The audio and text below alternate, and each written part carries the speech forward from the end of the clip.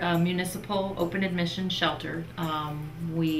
That means we're part of the City of Bloomington government, and being open admission means that we take in all animals that come to us for any reason at any time. Our facility is about 10,000 square feet. We take in about 4,600 animals. The support of the community is very important from a number of angles.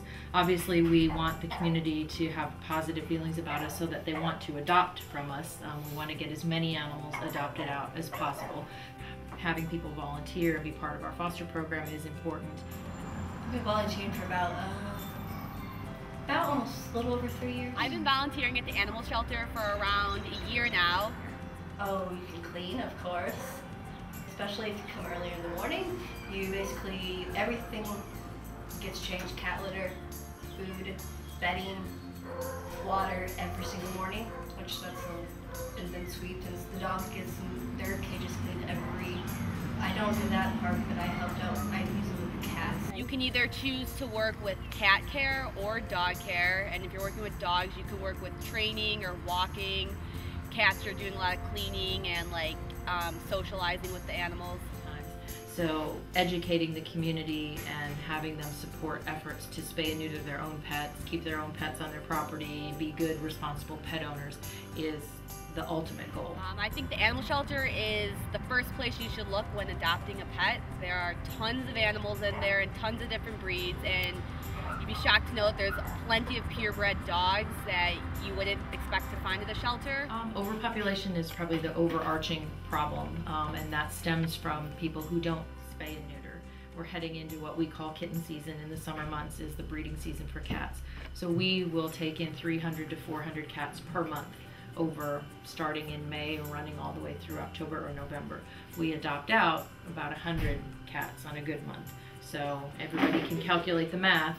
We do euthanize a lot of perfectly healthy, friendly cats and kittens here simply because there are too many, despite all the foster programs and everything else that we attempt to do, and the reduced adoption fees and the promotions. There's only so much that the community can support.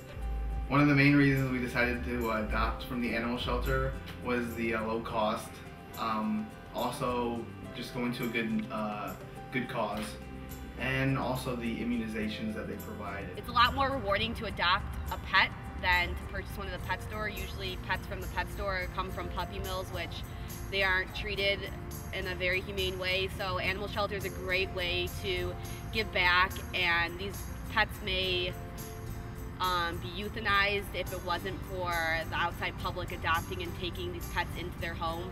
And it's a very rewarding feeling. The pet store was kind of expensive, and also because there were just so many cats at the shelter, we figured we'd get one at home. Year-round, our intake of dogs is pretty steady. So there's always a need for donations and adoptions kind of year-round. But for cats, there's definitely a season. Dogs will breed all year, we'll get puppies all year round. But cats breed in the summer months, and they can have multiple litters in a year and large litters. So during those summer months, it's extra important that people adopt, that people donate, and that people spay neuter, preferably before kitten season starts. So there's a definite time of year for cats, whereas dogs are a little more evenly spread throughout the year. They go through a very rigorous interview process, and they also kind of check on who's adopting, so I think they make sure that a good family gets a cat or a dog.